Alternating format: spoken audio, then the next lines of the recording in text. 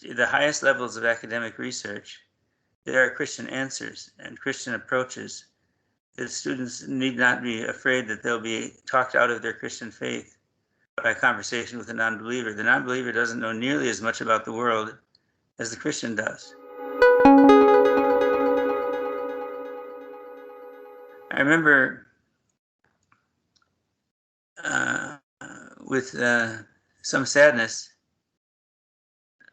an event that happened at Harvard between my junior and senior years.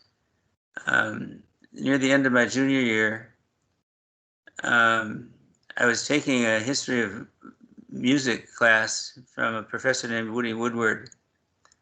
And he had seen my name connected with the Harvard Radcliffe Christian Fellowship with some event that was in the newspaper, the Harvard Crimson.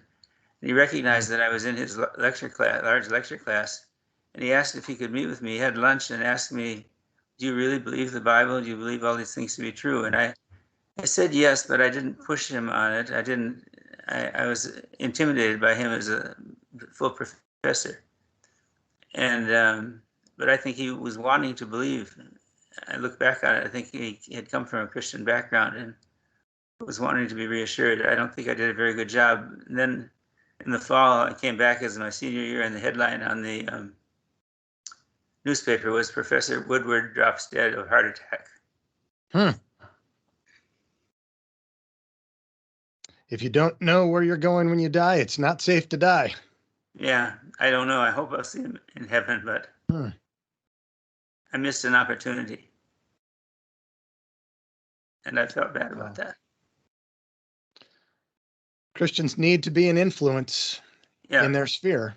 And God gives us opportunities. There's another opportunity I had. One of the students who sat alone at a table with his personal valet or assistant in the same dining hall as I ate every day and in the same corridor on the dormitory was the Crown Prince of Nepal, who went home and became King of Nepal. I talked to him 3 or 4 times, but I could have talked to him many other times. He was sitting by himself many times. And if I had befriended him, I could have probably had opportunity for Christian witness. He went back and became king. And after he'd been king for a few years, one of the cousins came in with a machine gun and murdered the whole royal family. Wow. Yeah, it's a real opportunity to influence not only people made in God's image toward God, but even leaders and movement leaders near where I'm at, near Purdue University. Yeah. When the Arab Spring began several years back, and a lot of the governments that were being toppled, Egypt was the first one where Mubarak was toppled. The person who became the interim prime minister happened to do his master's and PhD at Purdue. Once again, opportunity.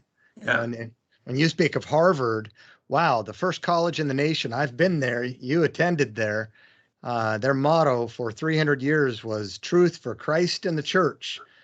And now in the Harvard Crimson, they've announced that for the first time ever, starting last year, there are more atheists and agnostics in the student body than there are Protestants and Catholics for the first time ever.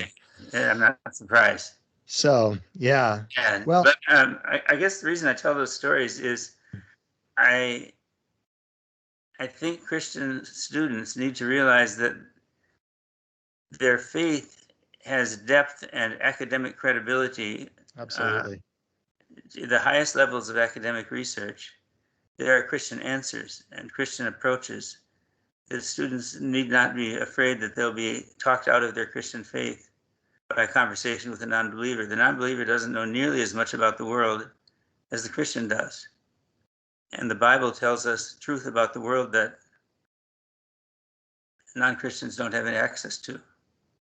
So we have the truth, and we can be a bit more bold, I think, in defending it and engaging politely in conversation with others about it. Right. The book that changed the world, about the man that changed the world. Yeah.